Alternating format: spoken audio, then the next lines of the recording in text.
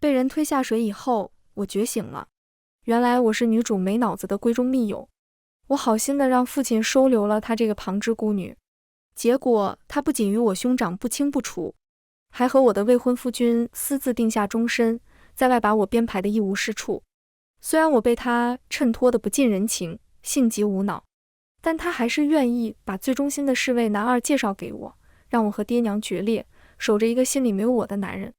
直到我被女主取血治病惨死，他终于愿意握着我的手看我一眼。阿元，这辈子你辛苦了，我一定会为了你照顾好景怡的。再睁眼，女主正声泪俱下的劝我原谅推我下水的凶手。大家好，欢迎收看皮皮听书。伴着蹊跷的头疼，我悠悠的转醒，婢子已经为我更换好衣物。见我苏醒，所有人都各怀心思的望着我。梁景怡噙着几分责怪教导我，恨我不争气般的握住我的手。阿元，你有父母亲人呵护，铮铮刚刚失去了母亲，难免有所触动。我和他一样，没有亲人，孤苦无依，我能懂他的难处。我诧异的挑了挑眉，你的意思是说，爹和娘对你不好，这么多年了，你还是把我们当作外人？梁锦怡作为我们家没什么联系的旁支孤女，吃穿用度与我这个嫡长女不差分毫。全京城的人都知道我爹娘对她有多好。爹娘的脸色在一瞬间沉了下来，满眼都是对梁锦怡的失望。不是，我不是这个意思。梁锦怡受伤的红了眼眶，我一直是把你和叔父一家当作亲人的。阿元，你怎么突然变得这么伤人？铮铮真的很可怜。可怜？她口中孤苦无依的柔弱女子，此时正对我说着平生最恶毒的一番话。景怡，你别再和他啰嗦这些了，他宋元蛇蝎心肠，和该不得好死。你能帮我救了我爹出来，我已经很感激你了。要不是他从中阻隔，我娘又怎么会惨死狱中？我要恨，就恨没能直接要了宋元的命。梁景怡心虚的高声道：魏征，别说了，这些不怪阿元。彼时言之凿凿地说心悦我一人的未婚夫君，此时正用淬着恨意的双目瞪着我。清河郡主为何要一直为难梁姑娘？他当然不敢让魏征继续说下去了，因为救了魏征父亲的人根本就不是他。梁锦怡不止一次地将我的功劳安在了他自己的身上，还不忘刻画我的不近人情。他瞒着我付出多少努力，来衬托他付出了多少努力。而我不常听那些市井传言，自然也就不知道自己被编排成了什么恶贯满盈的德行。等我得知坊间称梁锦怡心善，如仙人怜视，比我更配得上清河郡主这个身份时，梁锦怡情真意切地握住我的手。阿元，我也是为了你好。你是未出阁的闺秀，名声太盛对你而言未必是什么好事，而我不过是一介孤女，日后纵是真惹出什么祸端，也不会败坏了宋家的名声。说来蹊跷，我那时竟像没有意识的傀儡，对梁锦怡说的话深信不疑。我甚至怀疑，从前根本没有情绪可言的自己，究竟是不是一个活人？你叫我同情他，你怎么不来同情同情差一点就死在他手上的我？我甩开梁锦怡的手，既然你觉得我们不该结怨，那为什么不告诉他？是我与父亲熬了半月，才为他父亲翻了案，让我们彻底的解开误会。梁锦怡揉揉眼泪，抱歉，我不知你如此在意这些，是我这次做的不妥，忘与他多交代上几句了。我低笑一声，你是做的不妥？我如此直白地指出他的错处，让他一拳打在了钢板上，不仅让他再难巧言辩解，也会让人探究他行事是否真的难当重任。梁锦怡这样做已经不是第一次了。我的贴身婢子偷窃我的首饰，被人发现后便说是为了医治病重的爹娘。我安排去人调查，发现确有其事。可我在明面上不能助长这般风气，否则府中所有下人的爹娘都会生病。我托梁锦怡替我私下送去财物，又托人寻了名医去为婢女的爹娘看诊。最后不仅功劳落在了梁锦怡的身上，婢女甚至觉得我私下对她百般羞辱，在我的火炉里添了一夜的炭，想要让我悄无声息地死在院子里。魏征仰着脖子，一副不怕生死的倔强模样。宋元怎么可能为我做到这个份上？锦怡，你就不要替他解释了。你父亲的事的确是元儿托本侯去调查的，此事原本不宜声张。可你闹出这样大的声势，认识陛下也难在他的仇家里保全他。爹冷哼一声，与母亲一样，素来没有情绪的脸上竟多了一份对我的心疼。然而说，此人应该如何处置？这魏征也是实在是个蠢货。不久之前，他还跪到我的面前低声的哀求：“侯爷权倾朝野，我想求郡主帮忙通融，让我狱中见父亲一面。”太平盛世本就由千万规章著称，他小小的一句权倾朝野，就能让我全族万劫不复。他不问，一切都可通融；他若问了，那便只有不行一个答复。那些守卫都是认牌子不认人的，我也帮不上你。从前我的令牌被人偷了去，我差点就挨了爹爹的说，现在一直收在房内。虽然没人看守，但也安心。凡是个人都能听出我话中的深意，有人怕魏征听不懂，看似在和我说话，其实一直在点他。清河郡主真是豁达，臣女看啊，这令牌要是被人偷了几天再放回去，您都发现不了。我说笑过去，你就别打趣我了。哪里想得到，魏征捏着裙摆站了起来，扭身离去。直到推我下去那一刻，魏征都在浑身颤抖地大喊：“你们这些权贵惯是会拿规矩礼教压人一头的，你可知那令牌你视若敝屣？臣女为了见爹娘一面，恨不得豁出命去换。”我静默片刻，按照律法，谋害功勋之后，当杖200。下人很有眼色地把魏征拖了下去，当即执行。魏家的苦日子在后头呢，我总得让魏征亲眼瞧见。况且他对我还有用处。凄厉的惨叫声配得上他毒蛇一般的心肠。阿元，你不该如此心狠的。梁景怡双目赤红，晕倒在了我的病榻前。换作以往，我此时已经成了众矢之的。然而众人并未多言，甚至暗自感叹梁景怡这次心软的过了火，气得身子有些损伤，也是情理之中。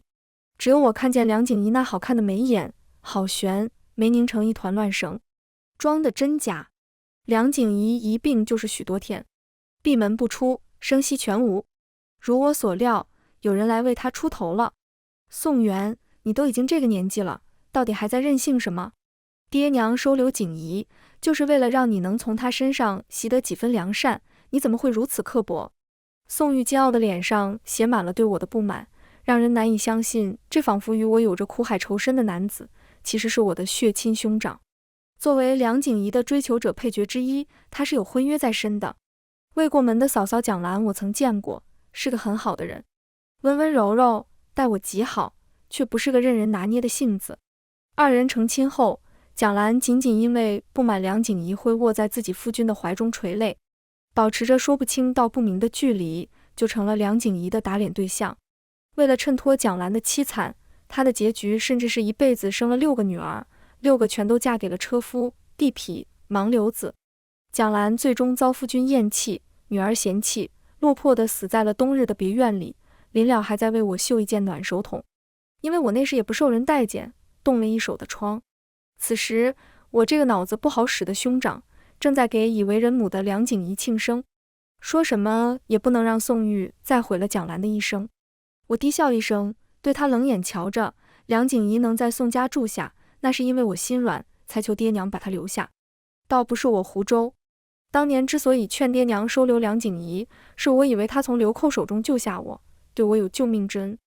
一朝清醒，才知道那流寇头子都是他的义兄，为了替他夺走嫡姐贞操出气，把我牵扯了进去。梁景怡认出我正是出自他要投奔的叔父一家，才认下这个救命之恩。宋玉姿态倨傲，为我拟好了判词，满嘴谎话，无药可救。表哥，你也在呀？门外传来了梁景怡动人的娇笑声，宋玉听得眼睛晶亮。表妹，这件事是元儿做得太过了，我正在说她了。梁景怡勾勾嘴角，扯动着她心疼我的那副假面皮。阿元做的是对的，怪我一时莽撞，才害了阿元在床上病了好几天。马上就是阿元的生日了，我还有礼物要送给他呢，这是我们姑娘家的事，你就快出去吧。宋玉满目宠溺，好，那我就先走了。临了，宋玉还不忘板着脸威胁我，景怡病重，别再想着耍你的小性子了。梁景怡嗔怪道，好啦，阿元还是小孩子呢，别这么说他。这两人一唱一和，几乎消磨了我所有的耐心。什么事？梁景怡乐吟吟的，眼神时不时地向门外瞥。你还记不记得那次我们去拜庙，救了你的侍卫南昭？你说你对他一见钟情，他其实也觉得你心地善良，很可爱，为你煎了药来探望你呢。南昭，快进来呀！他那侍卫闻声走了进来，不情不愿地端上一碗，一看就是用剩下的药渣煮成的药汤。见过清河郡主，明眼人都能看出来，他在担忧梁景怡的病体，就一碗上不得台面的药渣子。梁表姐，饭可以乱吃，话可不能乱说。听着门外逐渐的紧凑的脚步声，我便知晓再耽搁不得。他是侍卫，救我本就是理所应当的，别人救我一次，我便要心悦一次，岂不荒唐？南昭的性子我再熟悉不过，见我阴阳怪气的驳了梁景怡的好意，他二话不说摔了药汤子，想要给我一个下马威。我是主子的侍卫，救你几时成了我理所应当之事？若不是主子看中你，我哪怕眼睁睁的看你死在那儿，也绝不会救你。我漠不经心的哦了一声，你家主子是寄人篱下的孤女，她主动的邀我上山拜庙，临了却只有她一个人平安归来，你猜她究竟能不能全身而退？南昭不吭声了，答案非常显而易见，不能。南昭抽出佩剑指向我，双目赤红的望着梁景怡，主子，你不该用这样的方法将属下推到别人的身边。属下今日宁可因为杀了清河郡主而被处死，也容不得有人在自己的面前欺侮您。我弯唇一笑，哦，那你就去死吧。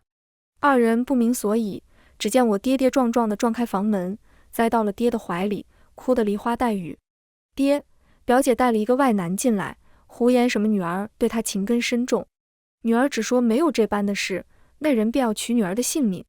梁景怡这才明白是着了我的道，在心急也百口莫辩，叔父，我不是有意的，只是有些误会。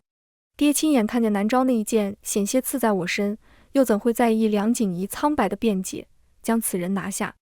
南昭作为梁景怡的追求者之一，武力值自然是不低，换作从前，就是上百人也压不住他。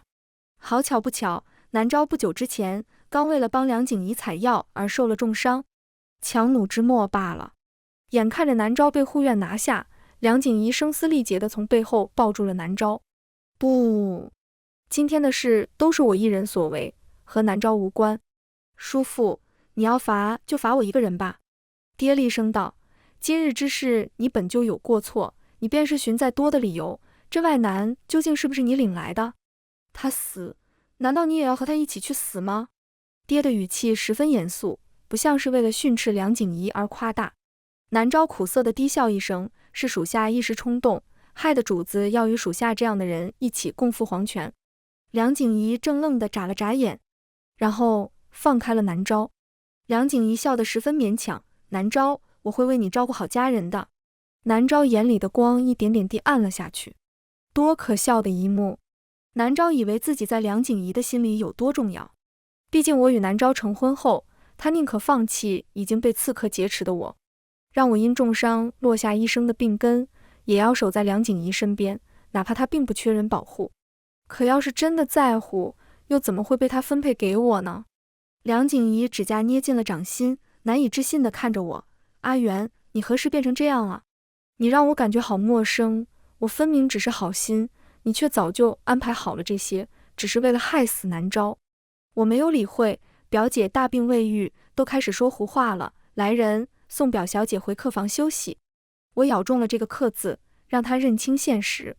想想也是可笑，我竟然会因为一碗可笑的药渣，感叹自己能与心仪之人两心相通，该是何等的幸福。可谁知那药渣里备下了五情散，我浑浑噩噩地与南昭有了夫妻之实。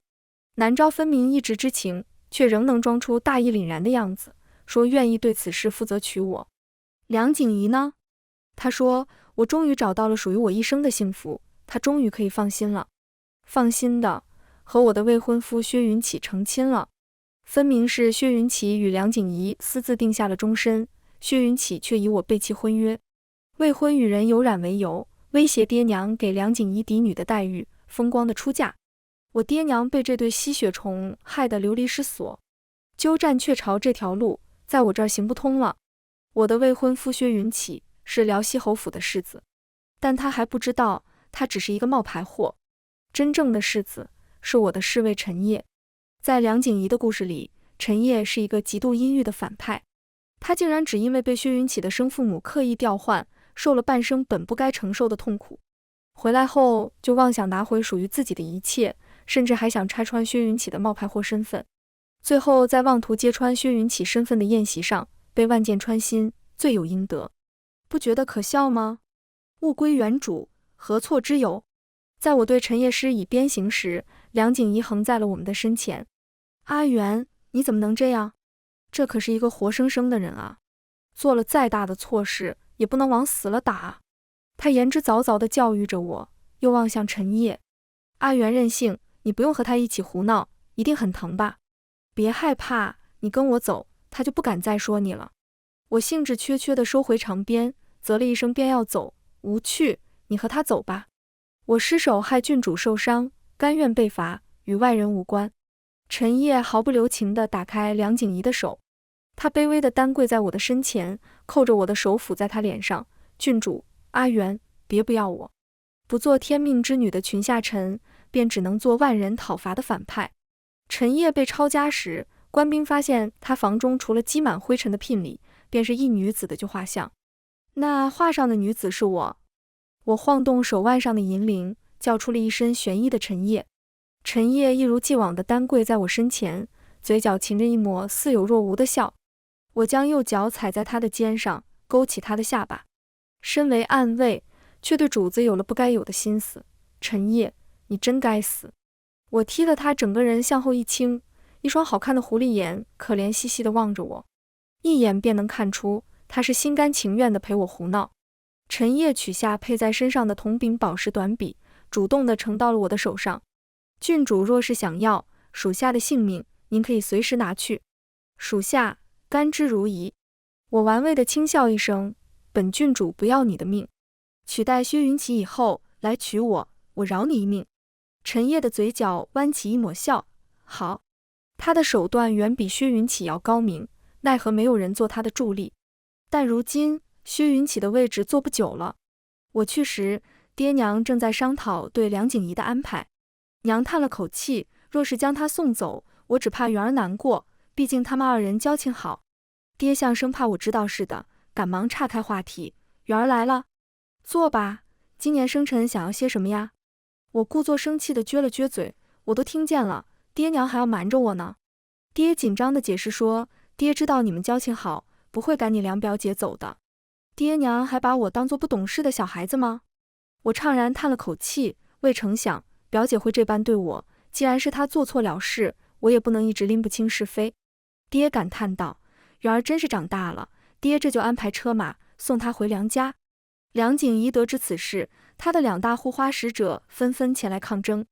我那个蠢兄长自不必多言，宋玉不惜为了他与爹娘争吵。爹娘，表妹她孤苦无依，回去了能做什么？你们这是害了她。而我那个未婚夫君，此时并不知晓自己大难临头，还有闲心来呵护梁景怡。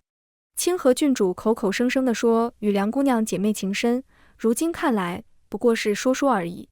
薛云起埋怨地看了我一眼，转身便去安慰梁景怡。梁姑娘，京城之大，未必没有你的去处。世子殿下。梁景怡红了眼眶，两人牵着丝的眼神简直是天雷勾地火，让人难以想象此时若是四下无人，会发生些什么。本侯害他什么了？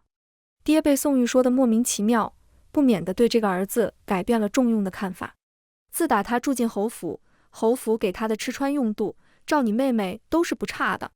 他若是没有家，本侯让他回去叫落井下石；可他有家，难不成本侯要将他锁在侯府一辈子？宋玉冷笑，他那里哪叫什么家？爹，您什么时候也和小妹一样，变得如此薄情寡义了？既然你要让表妹走，那我就和她一起走。孽障！爹捂住胸口，生气得浑身发抖。好，你要走就走，最好是再也别回来了。宋玉还不知足，变本加厉地威胁爹，没有我，宋家可就断代了，宋家那些家业可就没人传承了。他偏偏选中了最威胁不到爹的一样。爹恨铁不成钢地嗤笑一声，拍了拍我的肩膀，你别忘了，你还有个妹妹，你妹妹不要，我就是把家业都拱手送给外人，也不会再给你这个蠢货。宋玉也是狠了心，表妹，咱们走。梁景怡看看宋玉，又看了看薛云起，像是在纠结究竟应该选择谁。最终，梁景怡郑重地望了一眼宋玉，表哥，我跟你走。这可不是梁景怡的风格。我向婢女使了使眼色，示意她跟上去看看。果不其然，梁景怡和宋玉刚走到门外，梁景怡便挽住了薛云起的胳膊，愧疚地回身看了一眼。表哥，我想清楚了，我不能拖累你，你快回去和叔父认错吧。可他明知道，出了这个门，宋玉就没有退路了。以宋玉的性格，不到山穷水尽那一步，他是不会回来和爹娘认错的。宋玉十分诧异，世子殿下，你带他回去未免有些不妥吧？你这般如何跟我家小妹解释？薛云起以一种同情的姿态，居高临下的开导宋玉。情之所起皆是命，半点不由人。清河郡主那边，我会找时间和他解释的。婚约在身，薛云起没办法把梁景怡带回家，只好把梁景怡安置在外面的宅子里。二人当晚就干柴烈火的勾在了一起，彻底的绝了梁景怡的后路。薛云起沉迷温柔乡的时间里，陈烨已经认了薛家先祖。薛侯爷含糊不清，迟迟的没有过明面的态度，让薛云起觉得陈烨并不足以对他构成威胁。一来二去，更加愿意把时间花在梁景怡身上。半个月后，是我的姨母长安公主的寿宴。姨母平生最是疼我，专程为我安排了最好的关系位置，乐盈盈的将果子、甜糕都向我身前推了推。本殿方才刚去后台看过，没瞧见那位常伴程英的名角，小媛又要失望了。我捻了块蜜果放入口中，程英少有，多的是郭槐，这炸郭槐看着也有意趣。炸郭槐别名狸猫换太子。我知道姨母和我一样爱看戏，专程排了一出新编大戏，作为贺寿之礼。戏过半折，我听到了声糟了。姨母关切道：怎么了？我惭愧地苦笑两声，瞧我这般马虎，来时光顾着四处游走散心，忘了将给姨母的生辰礼落在了哪处，怕是还得麻烦姨母安排人帮我找找。姨母还当你怎么了？原来是落了东西，且看戏吧，我吩咐人去找。姨母拍拍我的手背，叫我安心。哪想生辰礼没找到，倒是找到一对无媒苟合的男女。好好的宴席乱成了一锅粥。我起身之余，不忘吩咐戏台上的伶人继续唱：侯府给你们加赏钱。事发时，薛云起正与梁景怡忘我的纠缠在一起。这也不怪他们，毕竟五行伞的威力，一般人都抵抗不了。可连这样简单的计谋都能着到的薛云起，实在是蠢得可以。2桶冷水泼了上去，这两人终于有了半分清醒。薛云起第一反应便是为梁景怡披好衣裳，怒目圆睁地瞪着我。清河县主为了陷害本世子与景怡，真是用心良苦。我整个人都埋进了姨母的怀里，生生泣血。姨母自不会任由他们狂言，你们在本宫的寿宴上无媒苟合，如今却构陷起了别人，自己便不觉得荒唐。薛云起把梁景怡护在怀里，十分理直气壮：我们不是无媒苟合。我拭了把泪，那你们这是什么？薛世子若对宋家不满，大可堂堂正正的前来退婚，何必用这样的法子折辱我与宋家？薛云起静默良久，那就退婚吧，景怡早就是我唯一的妻子了。梁景怡和薛云起的事在京中闹得纷纷扬扬，所有人都以为我为了薛云起哭得食不下咽，夜不能寐。殊不知将主动权握在手中，我高兴还来不及。在承受不住各方压力后，辽西侯终于主动地登门来赔罪了。辽东侯谦卑的不敢抬头，犬子糊涂，本侯已经派人调查过，那就是个见不得人的外室，这辈子都不可能过我们家的门，还请郡主放心。薛云起有点拎不清，他以为是我看中年幼时的那份感情，非他不嫁。但到了他父亲这一代，辽东侯府已经没落的只剩下一个空爵位了，是辽东侯府不能失去这个婚约。爹语重心长地说，薛世子做出这样的丑事，爹也不强求你继续这桩婚约，成与不成，你自己决定。女儿与辽东侯府的婚事，乃是圣上赐婚，哪怕有薛世子丑闻在先，解除婚约也不是这么容易的事，所以婚事不能推。听我要保留婚约，辽东侯松了一口气。我平静地闻了口茶，但结亲的人选要换一换。陈烨回家的事，辽东侯瞒得很好。在大部分人眼中，辽东侯府只有薛云起一个继承人。辽东侯木讷地想要搪塞过去，本侯不懂郡主所言何意。我玩味地笑笑，需要本郡主说得很明白吗？相处这么多年，薛云起曾经为辽东侯府做了不少事。辽东侯对薛云起是有父子情分的，但辽东侯府之一直瞒着陈烨，不过就是怕我知道了薛云起是个假货，会取消婚约。可我现在已经知道了，还愿意继续婚约。但现在薛云起的一件丑事可抵过去1000万件功绩，况且他的亲生儿子比这个养子更加有能力。是选择有血脉的儿子和辽东侯府的世代根基，还是选择假儿子与所谓的父子亲情？答案显而易见。辽东侯长叹一声，本侯明白了。侯爷可别忘了过明路，物归原主。辽东侯着实上道，3天就办好了一切。薛云起想最后在辽东侯府迎娶一次梁景仪，都被辽东侯严词拒绝。二人只能在租的小院子里办了一场非常寒酸的喜宴。京中人惯会审时度势，以至于薛云起过去的至交好友一个没来。不得已，薛云起只能不要礼金，请不知情的京中百姓来参加喜宴，显得不至于太过冷清。我叫上了陈烨来看这最后一折戏。本该抢走爹娘为我准备的婚服，风光的出嫁的梁景仪，此时只穿了一件泛黄的旧嫁衣，憔悴的满脸蜡黄。梁景仪待我十分防备，宋元，你把我害得这么惨还不够吗？我已经一无所有了，你还要来看我的笑话？话不能这么说。陈烨抓了一把铜板丢进洗盆，作为今日的礼金。至少你们还拥有彼此，你喜欢薛云起，阿元可是把他送给你了，难不成你喜欢的不是薛云起，只是薛世子？薛云起缄默不言，看起来五味杂陈。世子殿下，我是不是那样的人，您不是最清楚吗？梁景仪习惯性的称呼，在重伤薛云起上可谓一绝。薛云起本就难看的脸色，此时显得更加意味深长。不知何时起，我们的身边突然围了不少的百姓。你们这些有钱人，心怎么这么黑呀？梁姑娘大喜的日子，你们还要来捣乱？梁姑娘这么心善，竟然还能得罪人，真是天命不公。咱们在这儿，今天你们谁也别想伤害梁姑娘。从我手中夺去的功劳，扭头就成了梁景仪重伤我的武器。梁景仪总算是有了底气，当着众人的面呜呜落泪。清河郡主，相互喜欢这件事本就不是可以克制的，我们已经一无所有了，还请您放过我们这些普通人。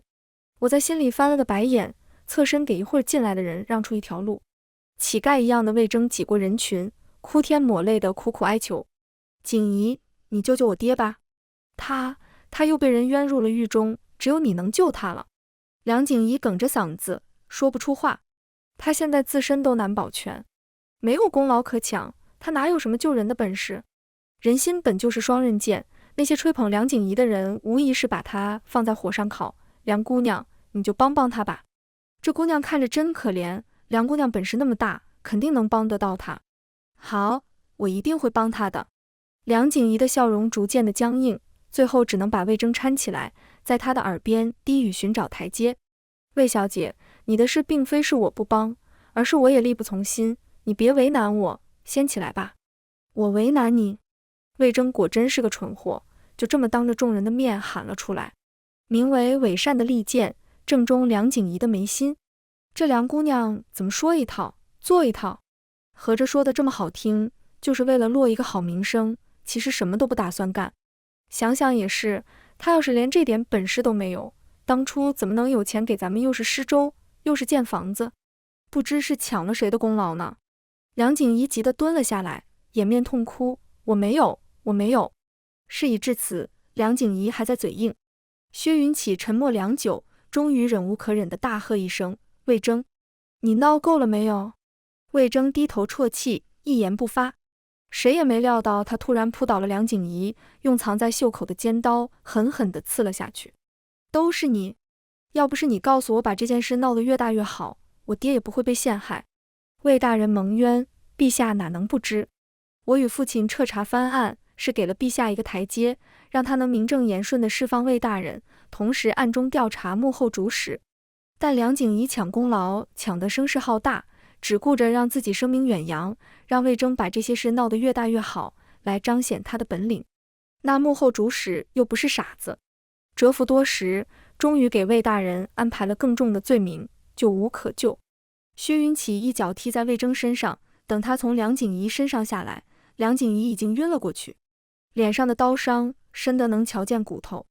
魏征那几刀下去，梁景仪堪堪地保住性命。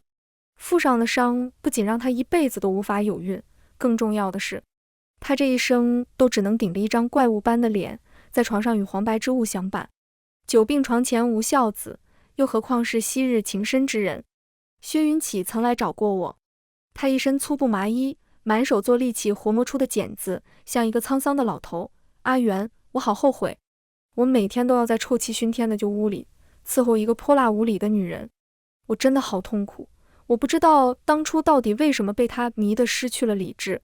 要是能重来一次就好了，重来一次，我们好好的来过。正当我觉得薛云起难缠之时，陈烨突然浮夸的像吐了血似的，捂住了嘴。我被他逗笑了，你这是做什么呢？陈烨很是受伤，郡主，属下有些恶心，能赏属下一些药吗？薛云起黯然失色的望了良久，落魄的转身而去。我与陈烨成亲时，侯府门外路过了一个讨钱的乞丐，咿咿呀呀的，听不清他在说什么。我好奇的掀开盖头，与那双熟悉的双眸对视一眼。宋玉赶忙往脸上抹了2把灰，狼狈的逃走了。看来宋大公子下到民间体察民情，过得并不顺利。终于意识到自己那一身清高有多可笑。蒋兰与他擦肩而过，他的小腹微微的隆起，身侧跟着他的本家堂兄，满眼温柔地望着他，事无巨细地牵着他迈过门槛，小心，搀着我些。少了与宋玉的针锋相对，为了琐碎争吵的鸡飞狗跳，蒋兰看起来格外幸福。薛云起站在不远处，衣服更加破烂不堪，胡子像是许久不曾打理过，满眼都是恍若隔世的感慨。安插的眼线告诉我，薛云起和梁景仪大婚后过得并不幸福。梁景仪再难掩饰她暴躁的性格，稍有不如意的地方便要大骂薛云起，用手边的东西砸他。起初有情义在，薛云起还很包容他，可情义是会耗尽的。在薛云起第一次忍无可忍地扼住他的脖子，高喊他为什么没有干脆死了时，他们便回不去了。薛云起把梁景仪的咒骂当作耳旁风，用他仅有的嫁妆换了一个娇艳疼人的妾室。妾室以照顾正妻为由，日夜搓磨，巴不得梁景仪早点给自己让位，为彼此轰轰烈烈，不顾一切舍弃世俗的爱情。终于还是败给了床上的腐臭、满身的褥疮、逐渐忘却的美艳容颜。饮了几杯暖身的薄酒，酒意上来竟有些晕。我稳稳地跌进了陈烨的怀中，把他一起拽到了床上，望着窗外灯火璀璨，期盼起不再被操控的人生。全文完，皮皮听书，感谢您的观看。每天上新精彩小说，喜欢就订阅吧。